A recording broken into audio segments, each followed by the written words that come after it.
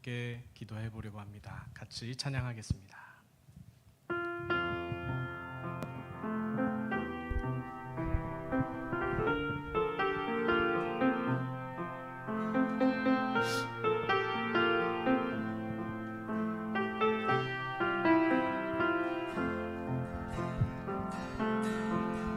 우리 모두 예배하는 자 되어 온전히 영과 진리로 주를 예배하자.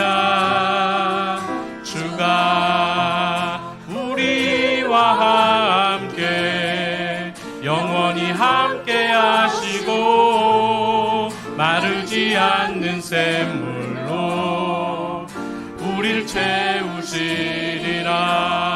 다시 한번 우리 모두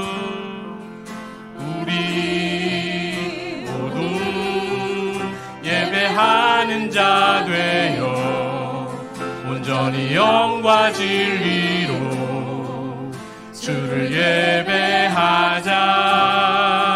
주가 우리와 함께 영원히 함께 하시고 마르지 않는 샘물로 우릴 채우시리라. 우리 다시 한번 고백하겠습니다. 우리 모두 예배하는 자 되어 온전히 영과 진리로 주를 예배하자. 주가 우리와 함께 영원히 함께 하시고 마르지 않는 샘물로 우릴 채우시리라. 우리 다시 한번 우리 모두 예배하는 자 되어 온전히 영과 진리로 주를 예배하자. 주가 우리와 함께 영원히 함께 하시고 마르지 않는 샘물로 우릴 채우시리라. 이제 높여서 해보겠습니다. 우리 모두 예배하는 자 되어 온전히 영과 진리로 주를 예배하자.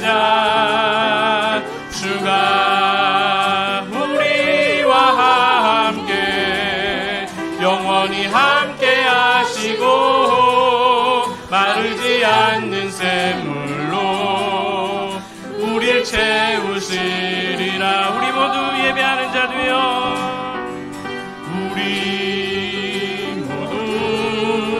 예배하는 자 되어 온전히 영과 진리로 주를 예배하자. 주가 우리와 함께 영원히 함께 하시고 마르지 않는 샘물로 우릴 채우시리라.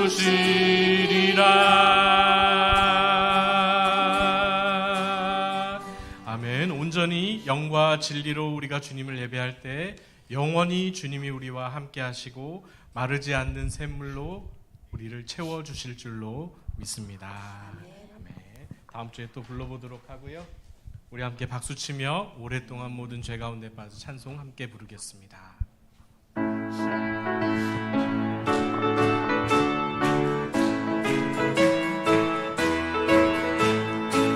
오랫동안 모든 죄 가운데 빠져 더럽기가 한량 없던 우리를 아무 공로 없이 구원함을 얻어 하나님의 자녀 지금 되었네. 주의 그 사랑 한량 없도다.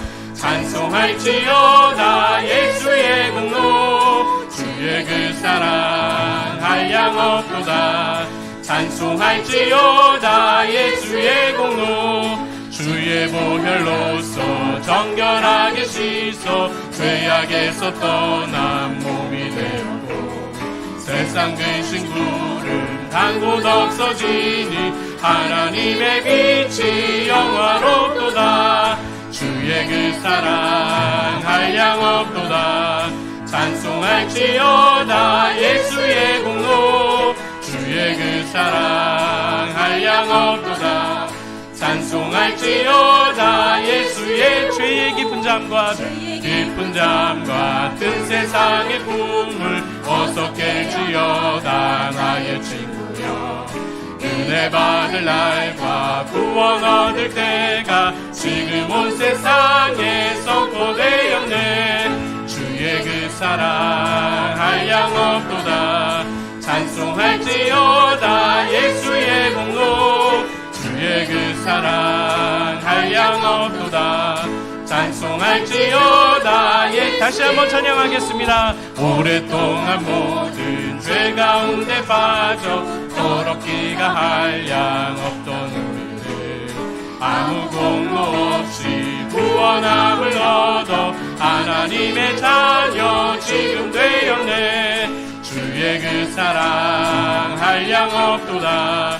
찬송할지어다 예수의 공로. 주의 그 사랑 한량없도다. 찬송할지어다 예수의 공로. 주의 보혈로써 정결하게 씻겨 죄악에서 떠난 몸이 되었고 세상 근심 구름 간 곳 없어지니 하나님의 빛이 영화롭도다. 주의 그 사랑 한량없도다. 찬송할지어다 예수의 공로. 주의 그 사랑 한량없도다. 찬송할지어다 예수의 죄의 깊은 잠과 든 세상의 꿈을 어서 깨어나라. 나의 친구여 은혜 받은 날과 구원 얻을 때가 지금 온 세상에 선포되었네. 주의 그 사랑 한량없도다. 찬송할지어다 예수의 공로. 주의 그 사랑 한량없도다. 찬송할지어다 예수의 공로.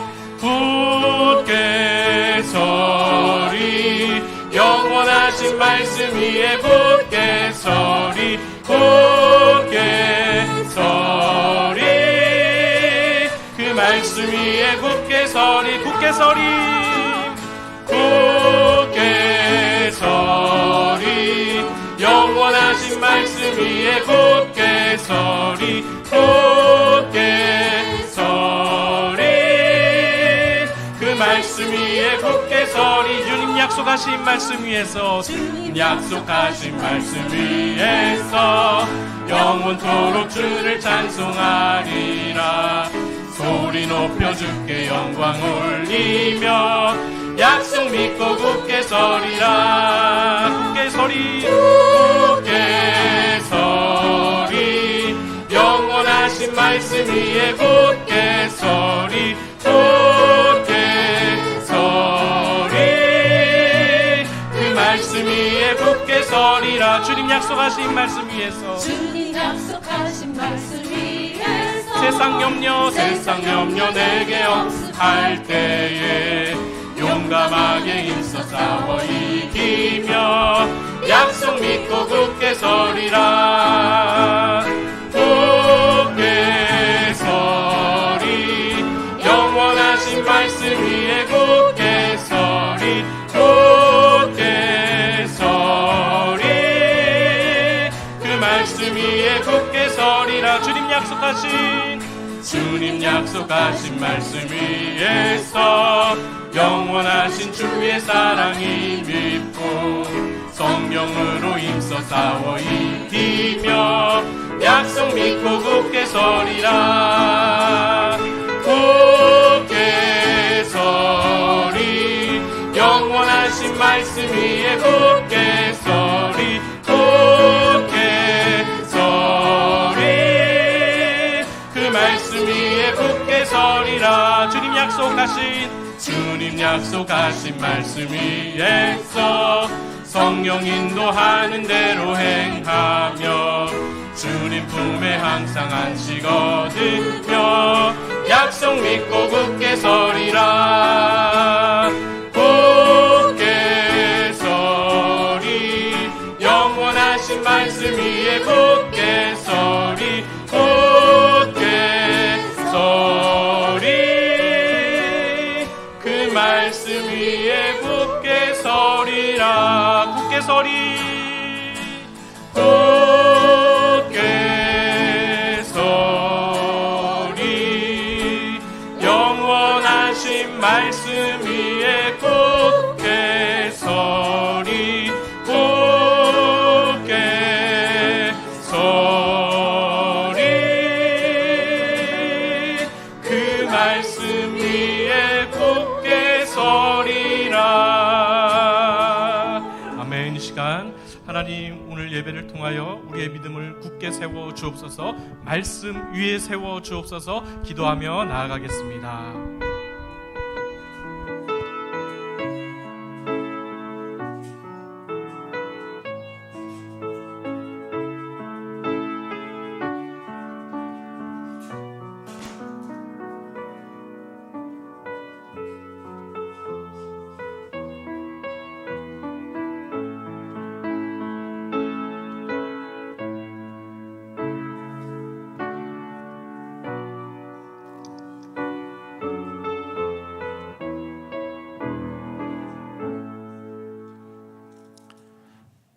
사랑과 은혜의 하나님, 새해 2024년을 시작하게 하시고 또 새해 첫 수요 기도회 오늘도 함께 해주셔서 감사합니다.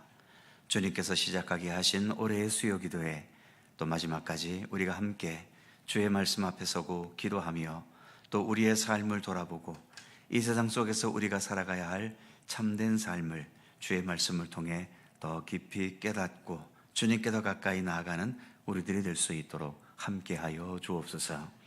오늘 첫 수요 기도에 주성령께서 친히 우리 가운데 임재하셔서 모든 것을 주관하시기를 원하옵고 예수님의 이름으로 기도드립니다. 아멘.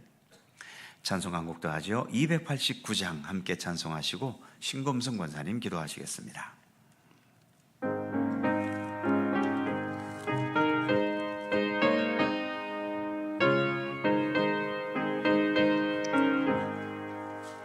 주 예수 내 맘에 들어와 계신 후 변하여 새 사람 되고 내가 늘 바라던 참 빛을 찾음도 주 예수 내 맘에 오시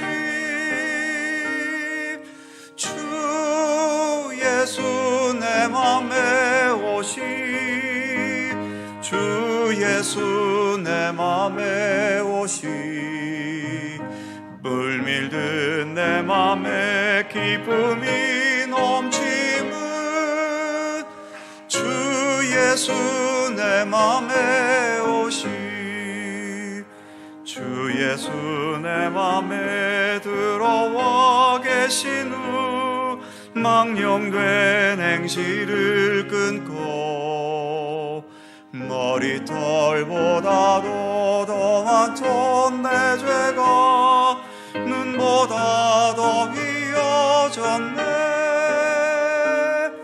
주 예수 내 맘에 오시 주 예수 내 맘에 오시 물밀듯 내 맘에 기쁨이 넘치는 주 예수 내 맘에 오시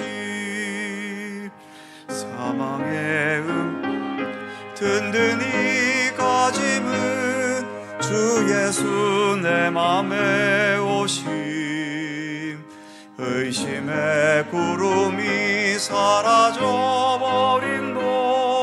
주 예수 내 맘에 오시 주 예수 내 맘에 오시 주 예수 내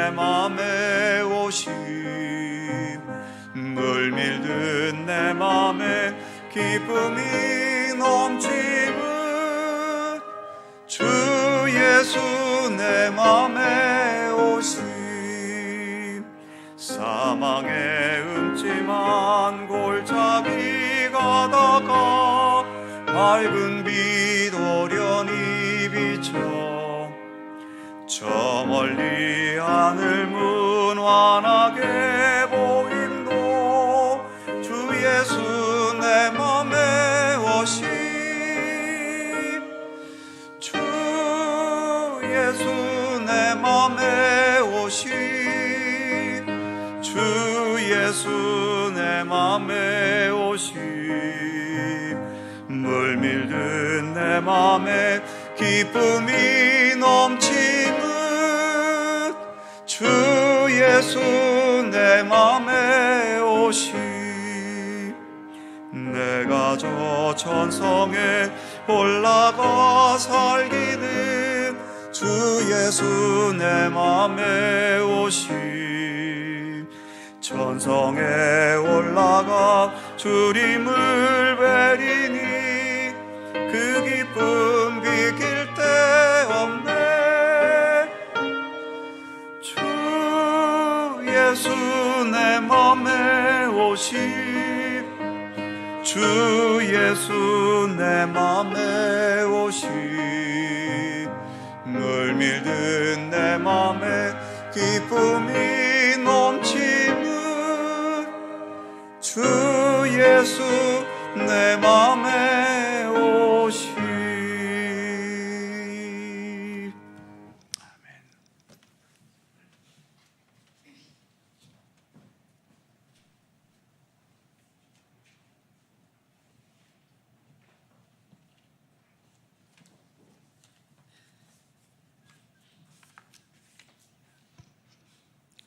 사랑과 은혜가 풍성하신 하나님 아버지, 다사다난했던 2023년을 보내고 새로운 한 해를 시작하는 첫 달, 첫 주 수요 기도회로 주님 전에 모일 수 있도록 인도하여 주심에 감사와 영광을 드립니다. 한 해를 회개와 결단으로 새롭게 시작하기를 원합니다. 죄와 허물뿐인 저희들을 구원하시고 지금까지 베풀어 주신 주님의 은혜와 사랑 감사드립니다. 이 생명 다할 때까지 마음과 정성을 다하여 주 하나님을 사랑하게 하시고 말씀에 순종하며 살아가는 저희들이 되게 하옵소서. 사랑의 주님, 세계 곳곳에는 명분 있는 전쟁으로 또는 명분 없는 전쟁, 내란, 재난, 폭력 등으로 죄 없는 생명들이 죽음으로 내몰리고 있습니다. 어려움 속에서도 희망과 용기를 잃지 않도록 이끌어 주옵시고 전쟁이 종식될 수 있도록 주님 도와주시옵소서. 나라와 민족을 위해 기도합니다. 위정자들이 하나님을 두려워하며 국민을 위한 올바른 통찰력과 정직한 마음으로 국민을 위한 정부가 될 수 있도록 도와주시옵시고 행복지수가 높은 한 해가 될 수 있도록 인도하여 주시옵소서. 북한을 위해 기도합니다. 여리고성이 믿음으로 무너진 것처럼 핵으로 미사일로 위협적 도발을 하는 북한 독재자 체제가 예수 그리스도 이름으로 무너지고 그 땅에 주님의 뜻이 이루어지기를 원합니다. 주님, 지금까지 이끌어 주신 갈릴리 교회를 더욱 축복하시어 이 지역에 믿지 않는 영혼들을 주님 앞으로 인도하는 구원의 방주가 되게 하옵소서. 치유의 주님, 질병으로 경제적으로 어려움에 있는 성도들 마음을 어루만져 주셔서 주님이 주시는 평강으로 어려움을 헤쳐나가 회복될 수 있도록 도와주시옵소서. 이 시간 말씀을 선포하시는 정수환 목사님, 영육간의 강건함을 더하여 주시고 성령님 함께 하셔서 말씀을 듣는 저희들이 말씀을 깨닫고 순종하며 변화된 모습으로 살아가는 저희들이 되게 하옵소서. 부목사님, 전도사님도 같은 은혜로 함께하여 주옵소서. 두보라 찬양대에서 준비된 찬양을 드려오니 주님 홀로 영광 받으시오며 우리를 사랑하시고 평화의 왕으로 오신 예수님 이름으로 기도드립니다. 아멘. 나를 사랑하는 주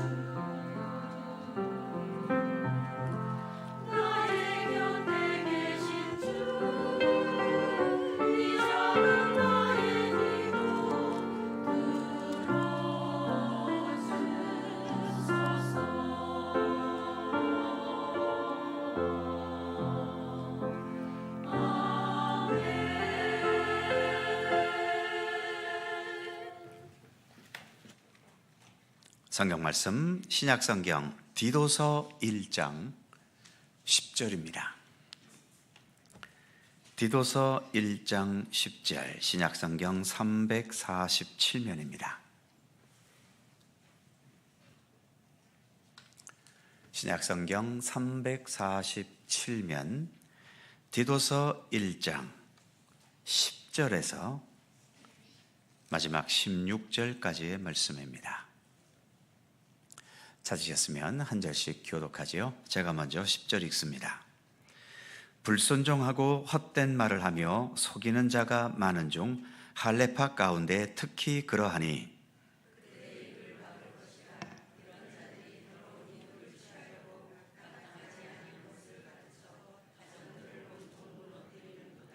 그레데인 중에 어떤 선지자가 말하되 그레데인들은 항상 거짓말쟁이며 악한 짐승이며 배만 위하는 게으름뱅이라 하니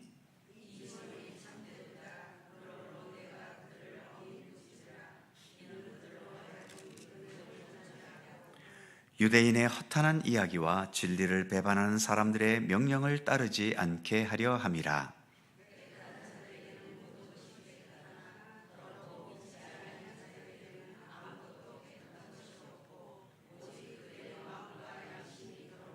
다같이 그들이 하나님을 시인하나 행위로는 부인하니 가증한 자요 복종하지 아니하는 자요 모든 선한 일을 버리는 자니라. 아멘. 오늘도 이 말씀 속에서 주님의 크신 은혜가 함께 하실 것을 믿습니다. 더불어 찬양대 찬양합니다.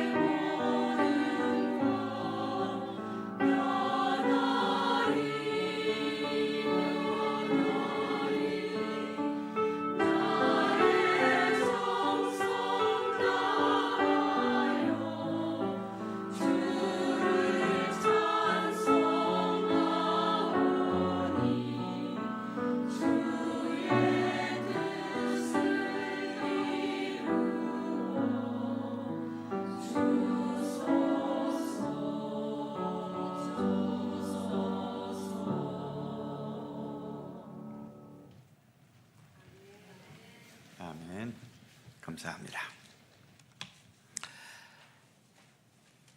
자, 새해의 첫 주어진 본문은 디도서라는 성경입니다. 주일 예배야 마땅히 우리가 하나님 앞에 성수해야 할 가장 중요한 예배이기 때문에 당연히 지켜야 되지만 또 거기에 곁들여서 수요 기도회도 필요한 것은 수요 기도회가 아니면 주일 낮 설교에서는 좀처럼 본문으로 잡히지 않는 것이 이 디도서를 비롯해서 나중에 읽을 빌레몬서 또 그 외에 우리가 구약에서 읽었던 여러 소선지서들 이러한 부분들은 교회력 안에서도 그렇게 본문으로 많이 잡혀져 있지 않습니다. 그러니까 주일만 예배를 드리는 것으로는 성경 66권 중에서 한 번도 거치지 못하고 가는 그런 성경이 있을 수가 있는 거지요. 그래도 우리가 이렇게 수요 기도회를 통해서 한 부분들이긴 하지만 이렇게 성경에 있는 모든 그 권마다 이렇게 본문을 택해서 그 내용을 이렇게 살펴갈 수 있는 것도 중요한 기회 중에 하나입니다.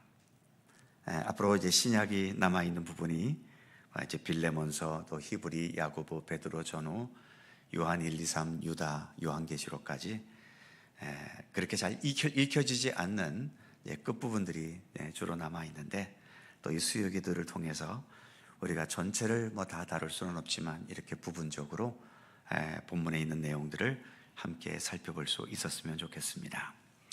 자, 오늘은 디도서 개관을 먼저 살펴보죠. 1번에 보시면 디도서라고 할 때 이 디도는 사람 이름입니다.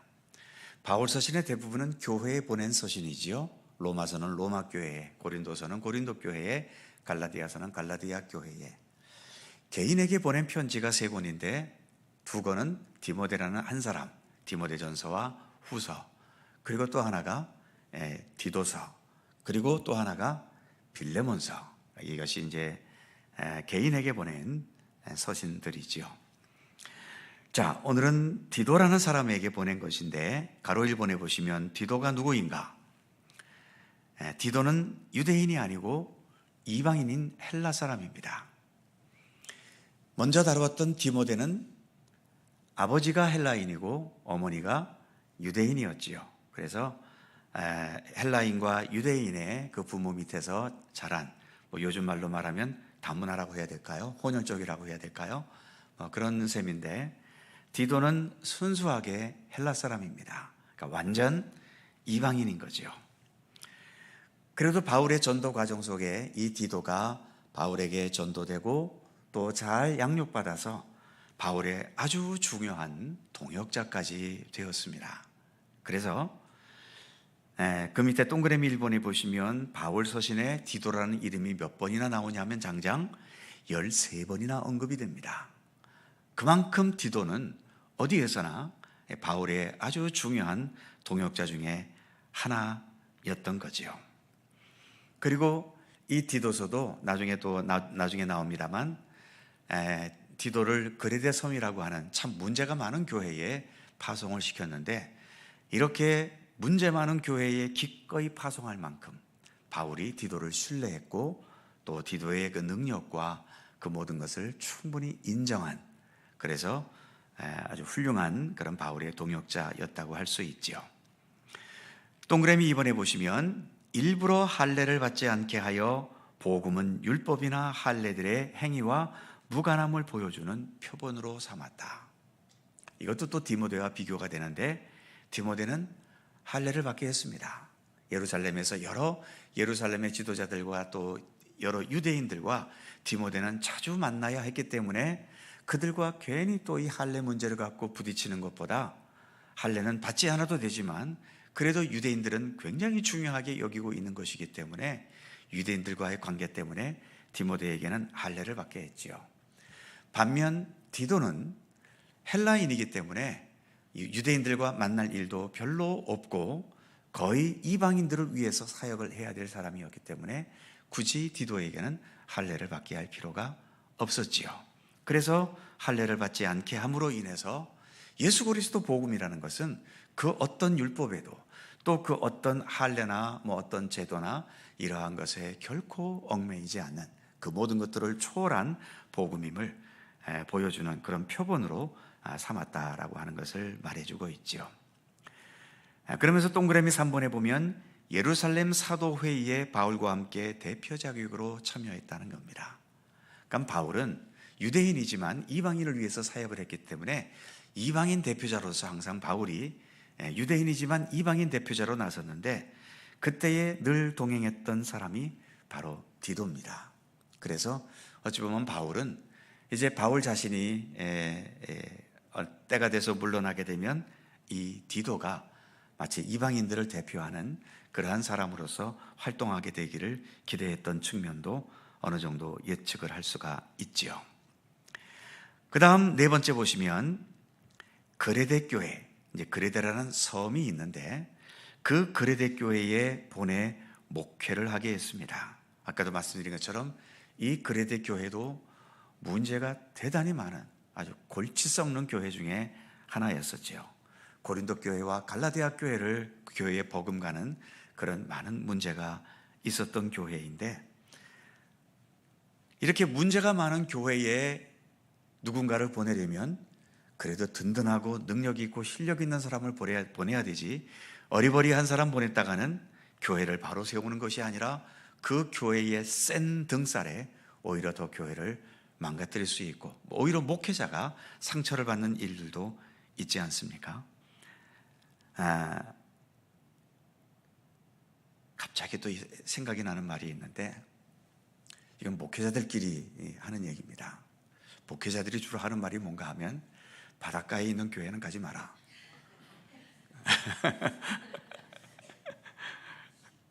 이제 어촌에 있는 교회들이, 바닷가 쪽에 있는 사람들이 다 힘들다는 거죠. 그리고 몇 가지가 있는데, 보니까 우리 속초갈릴리교회도 거기 한두 가지 속하더라고요. 속초갈릴리교회뿐만 아니라 속초에 있는 교회들이 다 이제 그런데 거기에 속해 있지요. 그래도 다른 지역에 비하면 속초는 그래도 마음이 아주 부드럽고 좋은 지역 중에 하나입니다. 양양이나 강릉 가면 더 하대매요. 아까 안 가봐서 모르겠지만 지금도 양양이나 강릉에는 텃세가 워낙 심해가지고 다른 지역 사람들이 와서 거기서 정착하기는 지금도 아직 힘들다고 그래요. 그래도 속초는 주인이 없잖아요, 사실은. 누구든지 와서 살아도 주인처럼 살 수 있는 곳이 또 속초여서 그런 게 적용이 안 되겠습니다만, 아무튼 이 그레데 교회도 자칫하면 오히려 목회자가 상처 있고 목회자가 휘둘릴 수밖에 없는 그런 위치의 교회였기 때문에 이렇게 디도를 신뢰해서 보내긴 했지만, 또 그레데 교회 안에 있는 여러 가지의 문제점들을 잘 대처하게 하기 위해서 더 목회에 도움을 주기 위해 이 디도서를 기록하게 된 거죠. 자, 그래서 동그라미 4번을 다시 보면 그레데 교회에 보내 목회하게 했는데 이단 위협을 비롯한 많은 문제가 있어서 디도의 목회를 돕기 위해 디도서를 기록하게 되었다는 겁니다. 자, 디도서 전체의 내용을 잠시 살펴보면 먼저 1장 1절에서 4절까지는 늘 모든 서신마다 항상 인사가 먼저 나오지요. 두 번째, 1장 5절에서 9절은 장로와 감독의 자격. 지난번 디모데 전서에서도 이 디모데를 에베소 교회에 보내면서 그 장로와 감독과 집사에 대한 또 여러 가지 내용들을 말한 적이 있었죠. 이 그레데 교회도 이렇게 장로와 감독의 자격에 대해서 바울이 말하게 된 겁니다. 왜 이런 말을 했을까요? 교회 안에 이렇게 장로나 감독들이 잘못 행하는 것들이 너무 많기 때문에, 처음부터 자격이 없는 사람이 이러한 위치에 올라가 있고, 또 자격이 없거나 알지도 못하면서 그 자리에 올라가서 선무당에 사람 잡는다고요. 제대로 알지도 못하면서 어떤 위치에 올라갔을 때 알지도 모르면서 자기의 생각과 고집을 휘두르게 되면 공동체 전체가 힘들어지는 겁니다. 그레데 교회도 그런 일들이 대단히 많았지요. 잘못된 신앙 사상을 가진 사람들, 심지어 이단 사상까지 가진 사람들이 교회의 지도자가 돼버리니까 그 교회가 어떻겠습니까? 그런 일들이 그레데 안에, 교회 안에 있어서 이처럼 바울은 디도서를 쓰면서 가장 먼저 지도자 잘 세워라. 교회 직분자, 장로, 감독 이런 사람들을 잘 세워야 교회가 평안하지, 그렇지 못하면 교회는 늘 시달린다는 거죠. 그것은 지금도 마찬가지입니다.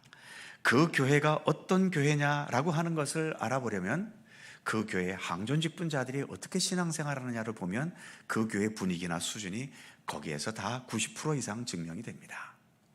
항존 직분자들이 뺀질거리기나 하고 말만 많이 하고 어떤 실천과 행동하는 것이 없으면 그 교회는 다른 데 안 봐도 이미 다 뻔한 분위기의 교회인 것이고요. 반면에 항존 직분자들이 정말 겸손하게 잘 섬기고 서로 협력하고 하나가 되어서 아름답게 움직이면 그 교회는 많이 모이든 적게 모이든 교회 건물이 낡았던 새 건물이든 상관없이 그 교회는 좋은 교회입니다. 그래서 교회는 역시 사람이 모여서 사람이 움직여가는 공동체이기 때문에 지도자를 잘 세워야 되는 것은 아주 중요한 문제인 거지요. 그래서 늘 강조하지만 이제 교회 직분자들을 투표할 때에 나하고 가까운 사람이니까 나한테 잘 대해줬으니까 또 나하고 즐겁게 잘 노니까 이런 어떤 인간적인 연결고리를 가지고 표를 찍을 것이 아니라 정말 저 사람이 이 교회를 바르게 세워갈 수 있는 좋은 지도자이겠는가, 그것을 엄밀하게 생각하고서 표를 찍어야 됩니다. 민주주의는 그래서 비밀투표잖아요. 공산주의는 공개투표지만 민주주의가 비밀투표인 이유는 뭐겠어요? 아무리 친하게 지내도 내가 인간적으로 너하고 친하게 지낼 수 있지만 그러나 이 교회를 이끌어가는 지도자로서 너는 아니다. 그럴 때는 찍지 말라는 거예요. 그래서 비밀투표하는 거 아닙니까? 그런데 또 이 비밀투표도 못하게끔 너 누구 찍었어? 이 사람 찍었어? 안 찍었어? 또 이렇게 물어보고 하게 되면 민주주의는 자꾸 무너지는 거예요. 자, 올해에도 또 우리가 직분자를 세워야 되는데 아무튼 잘 생각하셔서 기도하는 가운데에서 나와 가까운 사람이 아니라 정말 이 교회를 제대로 이끌어갈 사람, 때로는 나와 더불어 치고받고 싸우고 그렇게 한 관계였다 하더라도 내가 너하고 맞지 않아서 싸울 때는 있지만 그래도 이 교회를 이끌어간다고 할 때에 너는 거기에는 적합하다. 그러면 찍어줘야 되는 거예요. 그런 자세로 투표를 해야 이 민주주의의 바른 의미가 살아나는 거지, 여전히 학연에 지연에 우리가 남이가 이런 식으로 계속 몰아붙이면서 자기 표를 만들려고 하는 이것은 민주주의가 아니라 이것은 떼거리밖에 되지 않잖아요. 이런 떼거리 민주주의를 다른 말로 뭐라고 하는지 아세요? 천민민주주의라고 그래요. 천민민주주의. 그러니까 천민이라는 게 뭡니까? 일종의 수준 낮은 사람을 말할 때 그런 천민이라는 용어를 쓰잖아요. 그래서 아무튼 이 성경에서 디도서 또 디모데 전후서 이렇게 교회를 이끌어가는 지도자들에게 바울이 편지를 쓰면서 항상 이렇게 직분자들에 대해서 언급을 하고 말하는 이유는 그만큼 교회를 이끌어가는 데 있어서, 교회가 교회답게 세워지는 데 있어서 이 직분자들의 중요성은 아무리 강조해도 지나치지 않기 때문이지요. 자, 그래서 제일 먼저 장로와 감도의 자격에 대해서 말했고요. 또 그레데 교회는 무엇에 시달리고 있었냐 하면 1장 10절에서 16절까지 거짓 교훈, 여러 이단 사상들, 그리고 또 잘못된 어떤 신앙의 어떤 움직임들, 이러한 것들이 여전히 교회를 어지럽게 만들고 있었죠. 그 문제에 대해서 언급하고 있고, 그 다음에 2장 전체는 바른 교회 생활, 교회는 다니고 있는데 도대체 사는 그 모습을 보면 전혀 믿음의 사람답지 않게 마실 거 다 마시고 놀 거 다 놀고 먹을 거 다 먹고 또 하고 싶은 짓 다 하고 어떤 죄악된 것, 타락한 것, 이러한 것에 거침없이 모든 것을 행해나가는 이런 모습들.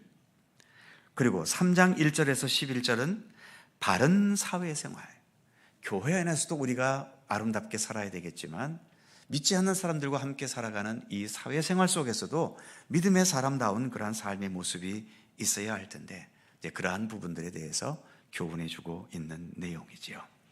그러니까 이런 지금 말하는 장로와 감독의 자격, 거짓 교훈에 대한 경계, 바른 교회 생활, 바른 사회 생활, 이것을 언급하는 이유는 이게 다 그레데 교회 안에 일어났던 문제들이기 때문에 바울도 이것에 대해서 언급하고 있는 거죠. 그 다음 마지막으로 3장 12절에서 15절은 개인적인 당부와 더불어 인사하는 것으로 디도서는 끝나고 있습니다. 자, 디도서 중에서 오늘 우리가 본문으로 택한 부분이 10절에서 16절까지지요. 그레데 교회를 어렵게 만드는 여러 종류의 사람들이 있는데 그 중에 할레파라고 하는, 그러니까 유대인들 무리를 말하고 있는 거지요.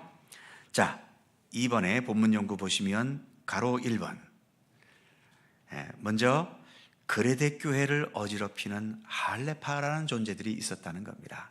이 할레파라는 말은 빌립보서에서도 나오고 있지요. 그러니까 그 이방 지역에, 유대인 지역이 아닌 여러 지금의 뭐 그리스나 터키나 이런 지역에 여러 바울이 교회들을 세웠고, 그 교회들을 세웠는데, 바울이 그래도 사역할 동안에는 어느 누구가 들어오질 않아서 바울이 본래 가르쳤던 그 복음대로 교회가 세워졌는데, 바울은 또 순회 전도자 아닙니까? 그러니까 한 교회에서 오래 머물지 않고 또 다른 곳에 전도하기 위해서 떠났을 때 그 바울의 뒤를 이어 교회를 이끌어갔던 사람들이 제대로 이끌어가지를 못했고, 그러다 보니 여러 잘못된 교훈을 가르치는 자들이 들어왔는데, 그 중에 이 할레파라는 자들이 들어와서 바울이 가르쳐 놓았던, 세워놓았던 체계를 다 흐트러버리고 오히려 엉뚱한 길로 나아가게 만들어버렸지요. 아주 대표적인 교회가 갈라디아 교회가 그런 교회가 있었고요. 그래서 이 바울이 여러 차례 말씀드린 것처럼 바울 서신 여러 서신 중에서 가장 열받고 가장 화가 난 상태에서 쓴 편지가 갈라디아서입니다. 정말 바울이 교회를 세워서 바르게 가르쳐 놨는데 그 뒤에 이 할레파라는 유대인들이 들어와서 교회를 다 완전히 흐트러뜨려 놔버리는, 다시 유대교로 돌아가 버리게 하는 이런 일들이 있었기 때문에 바울이 가장 열받아서 갈라디아 교회를 책망하며 썼던 편지이죠. 이 할레파들이 지금 디도가 목회하고 있는 그레데 교회까지 들어와서 교회를 어지럽게 만들었던 겁니다. 할레파가 어떤 자들이냐? 동그라미 1번에 보시면 유대교회에서 기독교로 개종은 했지만 여전히 유대율법과 문화와 관습을 버리지 못하는 겁니다. 뭐 자기들은 유대인이니까 버리지 않을 수도 있어요. 버릴 수도 없겠지요. 그러나 그렇다면 자기들은 자기들의 전통이고 문화이니까 그대로 지킨다 치더라도 다른 이방인들에게 강요는 하지 말아야 되잖아요. 그런데 이런 다른 이방인들에게까지 그들이 가는 곳곳에서마다 이렇게 이방인들도 우리 유대인들처럼 율법과 할례와 또 유대인들의 문화를, 전통을 따라야 된다는 것을 강요하면서, 그것을 따르지 못하면 너희는 구원도 못 받은 자들이라고까지 말하면서 사람들을 혼동시켜버리니까 교회가 많이 어지러워지게 되었던 거지요. 이런 자들이 소위 할레파입니다. 특별히 할레파라고 말하는 이유는 뒤에 화살표에 보시면 특히 율법과 그리고 할례 준수를 계속 강조했기 때문이죠. 이 할레파들이 교회에 들어와서 일으키는 문제점들, 자, 동그라미 2번에 보시면 오늘 본문의 대부분의 내용이 이 할레파들이 교회를 어지럽게 만드는 내용들에 대해서 말하고 있죠. 10절에는 뭐가 있었죠? 불순종, 그리고 헛된 말. 당연히 자기들은 유대인들이니까 어떤 바울을 비롯한 또 예수님의 사도들이 가르치는 또 그러한 말씀들에 대해서 제대로 순종하지 않고, 이미 예수 그리스도를 통해서 완성된 율법이고 할례인데도 불구하고 여전히 율법과 할례를 가르치는, 결국 이것은 바울의 입장에서 볼 땐 다 헛된 말밖에는 되지 않는 거죠. 그 다음 11절은 이들은 도덕적으로도 문제가 있었죠. 어떤 모습이 있습니까? 더러운 이득, 또 마땅하지 않은 것을 가르치고, 더 나아가서 가정을 무너뜨려 버립니다. 이단 종파의 특징 가운데 하나는 이단 종파에 잘못 빠지면 가정이 박살납니다. 특별히 요즘 뭐 신천지라든지 이런 데서 가정이 무너지는 예들이 많이 있지요. 뭐 여호와의 증인들에서도 있었고, 또 기존 교회에도 바르고 건전한 신앙을 가르치지 못하는 교회는 자칫 잘못하면 가정을 파괴시킵니다.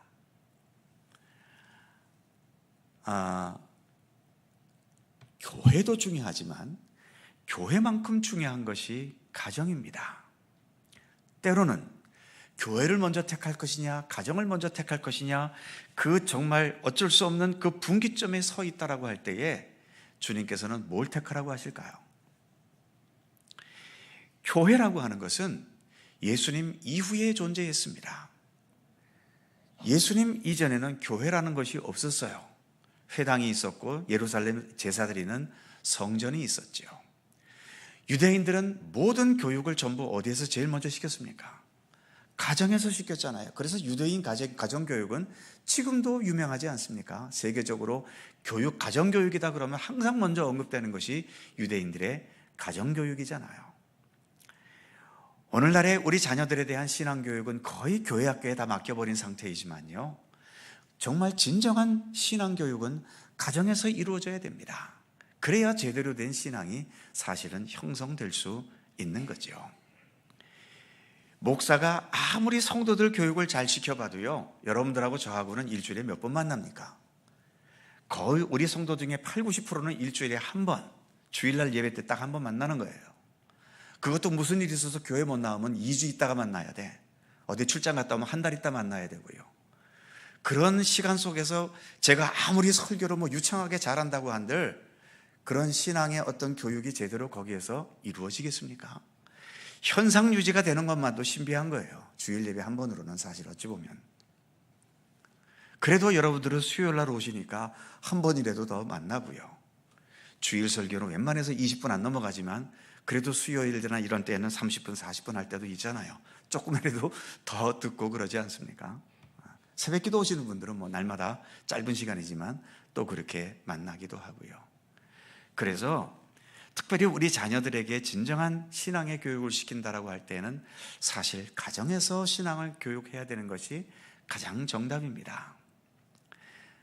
유대인들이 지금 잘하는 것은 아니지만 이렇게 전쟁을 일으키는 것도 또 여러 가지 문제점도 많은 것도 사실이고, 또 무엇보다 유대인들은 근본적으로 예수님을 인정하지 않잖아요.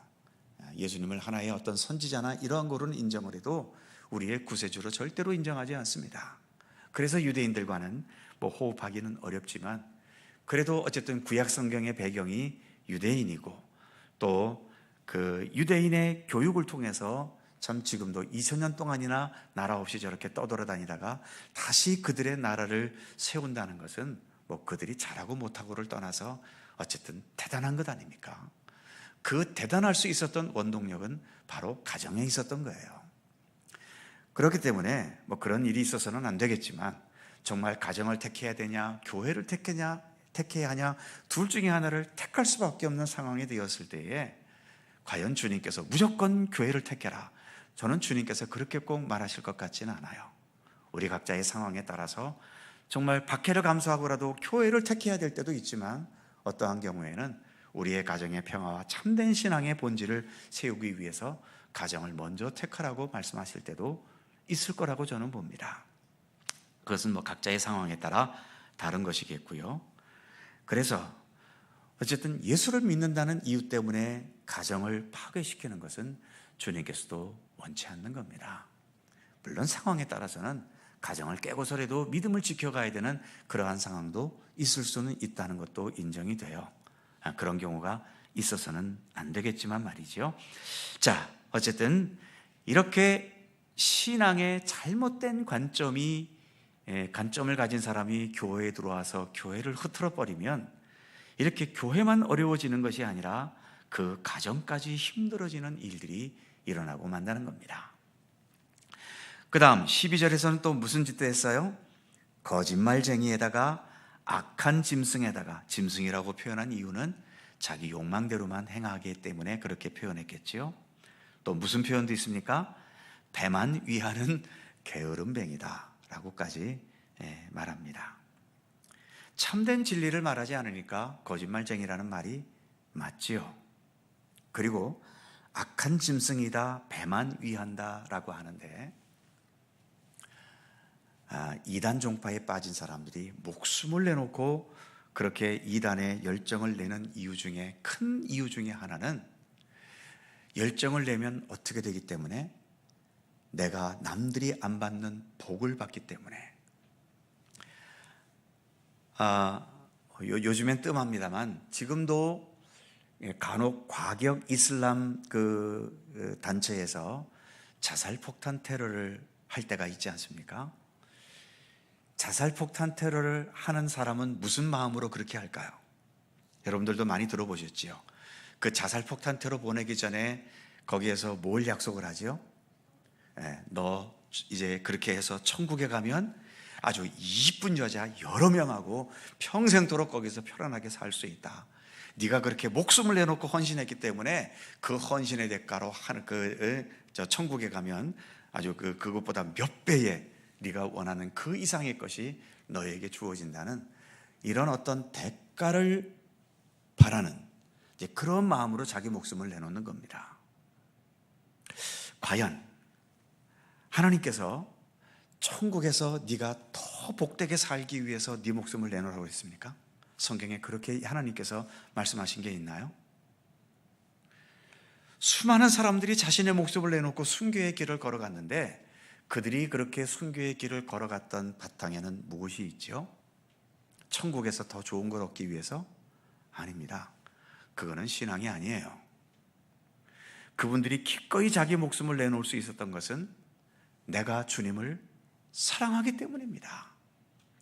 주님의 길을 따르는 것만이 생명이고 주님의 길을 따르는 것만이 내 인생을 인생답게 가장 고귀하고 의미 있게 살아가는 것이라는 것을 분명히 확신했기 때문에 내가 다른 것을 택해서 편안하게 살 것보다는 차라리 이 고난과 죽음이 다가오더라도 나는 이 길을 걸어가면서 내 삶을 삶답게 지켜가겠다라고 하는, 왜냐하면 내 삶은 하나님 주신 것이기 때문에 하나님의 뜻을 이루고 주님의 영광과 주님의 선하신 역사를 위해서 나는 내 목숨을 버리겠다고 해서 그런 길을 간 것이지, 내가 여기서 이만큼 고난당하면 천국에서 이만큼 주시겠지, 이런 보상심리로 그렇게 순교의 길을 간 건 아니에요. 지금도 세계 곳곳에 많은 선교사님들이 참 물설고 낯설고 모든 것이 낯선, 그리고 때로는 심지어 이슬람 국가나 공산 국가나 또 타종교 국가 같은 데서는 목숨의 위협을 무릅쓰면서까지 지금도 거기서 복음을 전하고 있고, 또 저 어떤 아프리카 오지나 또 동남아 저 오지 산지 같은 데서 정말 전기도 안 들어오고 수도도 안 나오는 그러한 곳에서 지금도 묵묵하게 복음을 전하는 그 선교사님들은 도대체 뭘 기대하면서 그런 선교 사역을 지금도 행하고 있을까요? 그렇게 선교 사역하면 나중에 천당 가서 더 많은 것을 받기 때문에 그걸 기대하며 합니까? 아니거든요. 무엇보다 예수님께서 우리를 위해 걸어가신 그 십자가의 길, 그 십자가를 통하여 주어진 복음과 생명과 구원의 길, 이것을 오지에 있는 사람도 받아야 되잖아요. 도시에 있고 이게 잘 전달되는 교회도 많고 이러한 곳에서 사는 사람도 누려야 되지만, 사람의 손길도 미치지 않는 그 오지나 그러한 곳에서도 그들도 복음의 은총을 누려야 되잖아요. 그런 주님의 마음을 공감하기 때문에 그러한 주님께 헌신하고 충성하기 위해서, 주님의 뜻대로 행하기 위해서 그분들은 그렇게 어떤 오지에든지 가서 복음을 전하고 목숨을 내놓고 주님의 일들을 행하는 겁니다. 보상을 바래서가 아니에요.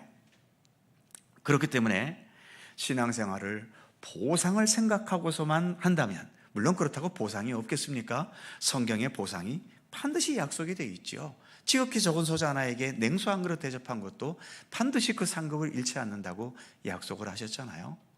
그러나 진정한 신앙인은 그런 보상 때문에 믿는 게 아니에요. 하나님을 정말 사랑하기 때문에, 그리고 그것이 주님의 뜻이기 때문에, 또 주님께서 우리에게 그것을 부탁하셨고 명령하셨기 때문에, 그래서 철저하게 주님 중심으로 모든 것을 하는 것이지 자기 보상받을 것을 중심으로 신앙의 길을 가지는 않는다는 겁니다. 그래서 지금 여기에서도 12절에 거짓말쟁이, 특히 악한 짐승, 배만 위하는 게으름뱅이, 그러니까 이단 종파 사람들은요, 아무리 열심을 내면서 우리가 따라갈 수 없을 만큼 열정과 열심을 가지고 하지만, 그러나 그 근본 속에는 보상 심리가 있어요. 그렇기 때문에 순수한 신앙이라고 보기가 어렵습니다. 지금 이 그레데 교회에 들어온 유대인들도 열정이 없습니까? 열정이 없으면 아예 오지도 않지요. 유대인들 나름대로 열정을 가지고 이 그레데 교회에 들어와서 자기들 논리를 펼쳐가고 있는 것 아닙니까? 열심은 있는데도 바울은 그들을 향해 그들은 진실한 사람들이 아니라 악한 짐승이고 배만 위하는 게으름뱅이 같은 자들이다 라고 말하는 겁니다. 그 다음 14절에는 또 어떤 일이 있습니까? 허탄한 이야기, 진리를 배반하는 것. 그 다음 뒷페이지 넘어가시면 15절에 이들의 상태는 또 어때요? 마음과 양심이 더러운 자다. 아까 말씀드린 것처럼 순수하지 못한 자들입니다. 그리고 16절, 하나님을 시인하지만 행위로는 부인한다. 이들은 예수님까지도 믿는 유대인들이잖아요. 그러니까 예수까지도 믿으면 예수님께서 행하시고 이루시고 완성하신 십자가와 부활의 능력, 그리고 율법을 완성하시고 할례를 완성한 것까지도 믿어야 되잖아요. 그런데도 이들은 예수를 믿는다고 하면서도 예수님께서 이루어 놓으신 것에 대해서는 부인합니다. 여전히 율법을 지켜라, 절기를 지켜라, 할례를 받아라. 이것은 결국 예수를 부인하는 것과 다를 바가 없는 거죠. 자, 이런 여러 가지 문제들을 지적한 후에 가로 2번에 보시면 이런 이단 사상들을 가진 자들에 대한 조치 두 가지를 말하고 있죠. 11절에서는 그들의 입을 막을 것이라. 또 두 번째 13절에서는 그들을 엄히 꾸짖으라. 교회에서 활동하지 못하도록 막으라는 것입니다. 막는 방법밖에는 없는 거죠. 문제는 디도서에서 나오진 않았지만 예를 들어 이제 디도가 바울의 권면을 받아들여서 그 할례파인 이 사람들을 말을 못하게 하고 막 이들을 막 꾸짖었어요. 그러면 또 그들은 가만히 있을까요? 절대로 또 가만히 안 있지요.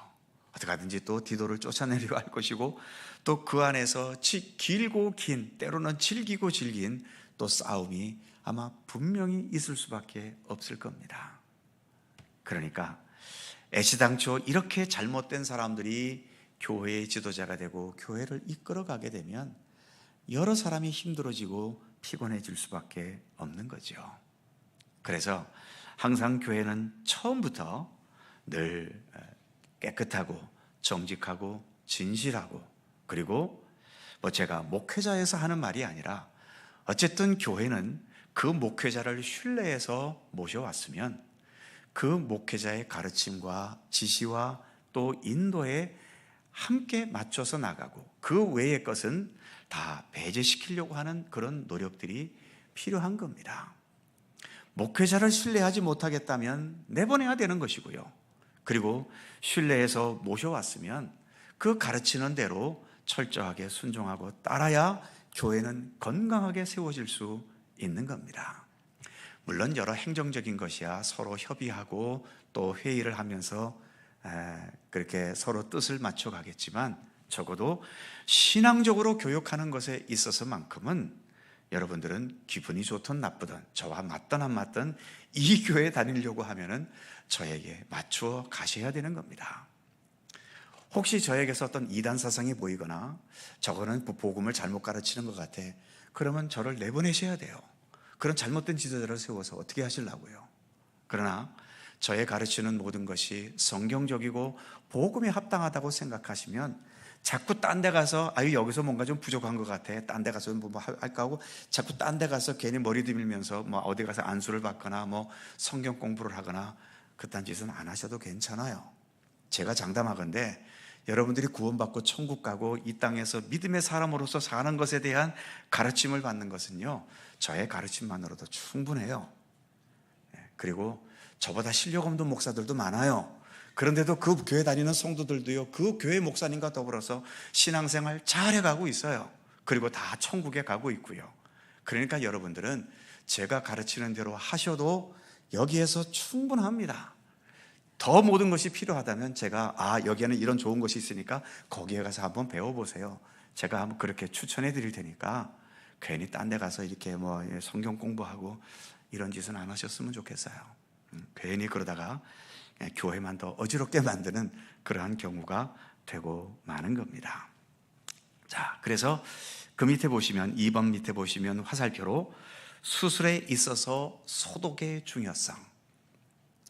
수술을 잘하는 것도 중요하지만요, 항상 수술 모든 과정 속에서 항상 빼놓아서는 안 되는 것은 소독입니다. 아무리 의사가 꼬매는 기술이 잘 좋다 하더라도요, 소독이 안 돼 있으면 어떻게 됩니까? 그거 꼬맨 거 다 소용없어요. 반드시 거기에도 골마 터져서 진물이 흘러나오고 다시 꼬매야 되는 그런 일들이 생기고 말지요. 골무면은요, 그 수술한 것보다 더 심각한 병으로 나아가게 될 수도 있고요. 그래서 이런 어떤 다른 것들이 침투해 들어오지 못하도록, 그렇다고 우리가 무슨 다른 사람들과 교류도 안 하는 그렇게 꽉 막힌 공동체가 되자는 것이 아니라, 우리는 우리 안에서 말씀으로, 복음으로, 또 주님의 사랑으로 하나가 되려고 하는 그러한 노력, 이것이 지금 여기서 표현하는 소독이라고 하는 겁니다. 다른 것들이 침투하지 못하도록 우리를 갈라놓고 우리를 잘못된 길로 나아가게 하고, 우리를 분열시키고 우리를 다투게 하고 시기와 질투를 불러일으키고, 이러한 것들을 우리가 같이 협력하면서 막아낼 수 있어야 되는 거죠. 그것이 여기서 말하는 그들의 입을 막아라, 그들을 엄히 꾸짖으라 라는 말 속에 담겨진 의미인 겁니다. 자, 마지막 세 번째로, 좋은 지도자와 좋은 성도의 시너지 효과, 그렇지 못한 지도자와 성도의 링겔만 효과. 시너지 효과라는 것이 뭔지 아십니까? 같이 모여 있을 때 더 어떤 행하는 일들이 2배, 3배 계속 잘 돼가는, 이러한 것이 일종의 시너지 효과지요. 그러니까 나 혼자 하면은 요만큼밖에 못 하는데, 둘이 하면은 2배를 더 하는 것이 아니라 3배, 4배를 더 할 수 있고요. 10명이 모이면 10배를 더 한 것이 아니라 100배를 더 하게 되는 그런 효과가 나타나는 게 시너지 효과입니다. 반면에 링겔만 효과라고 하는 것은 그거 반대지요. 차라리 혼자 있는 게 더 나은 게 링겔만 효과입니다. 둘이 있더니 날마다 싸우기만 하고, 그래서 되는 일도 없고, 열이 모였더니 의견이 10개여서 하나도 결의되는 것이 없고, 이런 식이 되어진다면 오히려 있어봐야 더 거기는 모든 게 자꾸 축소되고 줄어들 수밖에 없지 않습니까? 교회는 링겔만 효과가 아니라 시너지 효과가 나타나는 곳이 되어져야 되는 거지요.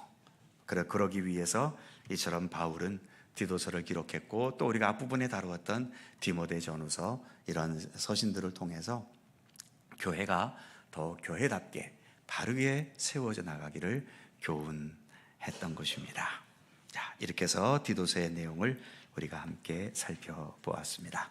함께 기도하겠습니다.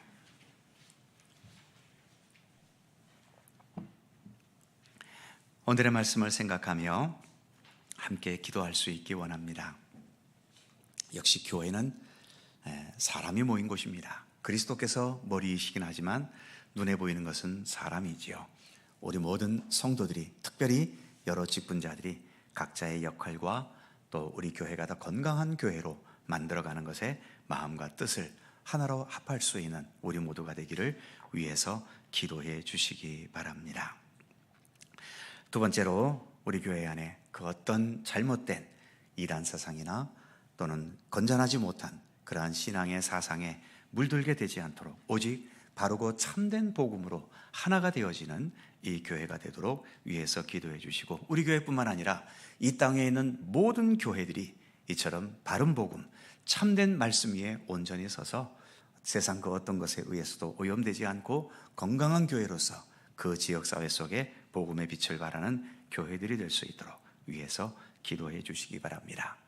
여러 고통과 아픔 속에 있는 우리의 이웃들을 기억해 주시고, 특히 여전히 전쟁 중에 있는 나라와 또 여러 어려움과 고통과 아픔 속에 살아가는 이 땅 모든 백성들을 위해 기도해 주시기 바랍니다. 특별히 이 나라, 새해 벽두부터 참 사건도 많고 일도 많고, 옆나라 일본은 또 지진의 비행기 사고에 이 주변이 어수선합니다. 아까 권사님 기도 중에도 언급했던 것처럼 북한은 지금도 계속해서 이제 우리하고 거의 전쟁할 분위기인 것처럼 그렇게 나아가고 있는 이 현실도 우리가 가볍게 볼 일이 아니지요. 중국은 또 대만을 어떻게든 집어삼키기 위해서 거의 무력으로 나아갈 그런 조짐도 보이고 있고요. 우리 주변에 편안한 곳이 없습니다. 아무튼 주님의 선하신 보호하심과 섭리가 우리 가운데 있도록 위해서 기도해 주시기 바랍니다. 통성으로 2, 3분 함께 간절히 기도합니다. 거룩하신 아버지 하나님, 은총과 사랑을 감사드립니다. 오늘 저희들에게 은총과 사랑으로 함께 해주시고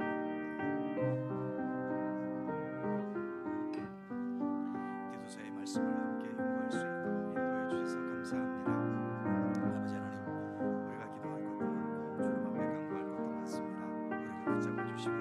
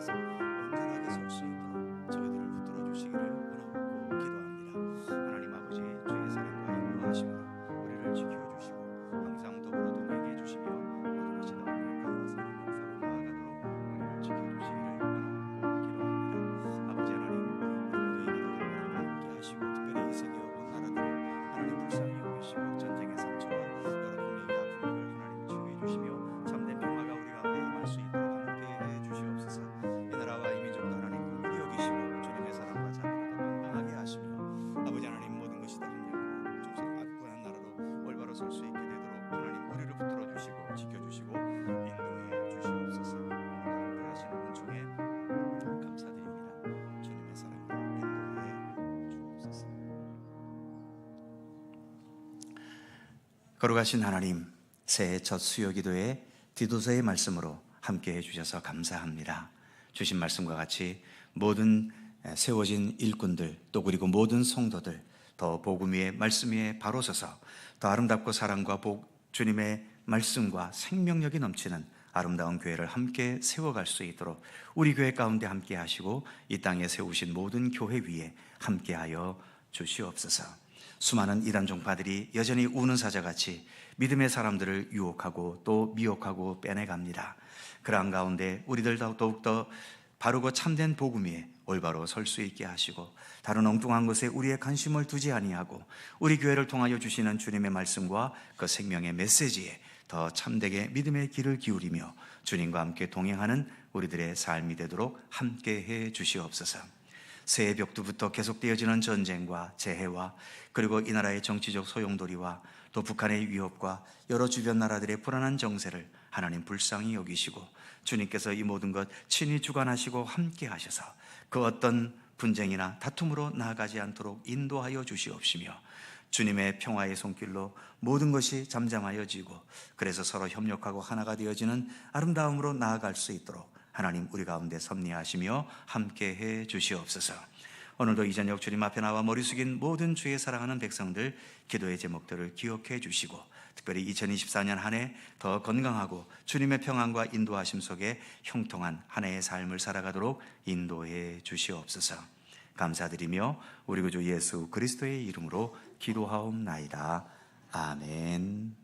자, 서로 살펴보시며 사랑의 인사 함께 나누시기 바랍니다.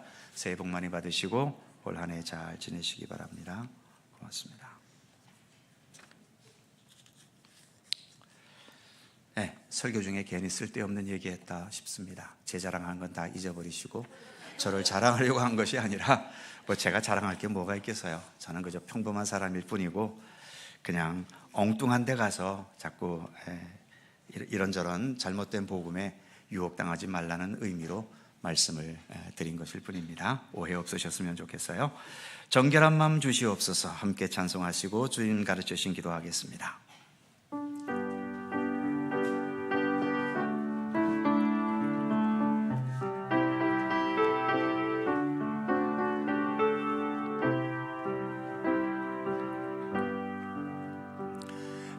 정결한 마음 주시옵소서. 오 주님, 정직한 영을 새롭게 하소서. 정결한 마음 주시옵소서. 오 주님, 정직한 영을 새롭게 하소서. 나를 주님 앞에서 멀리하지 마시고 주의 성령을 거두지 마옵소서. 그 구원의 기쁨 다시 회복시키시며 변치 않는 마음 내 안에 주소서.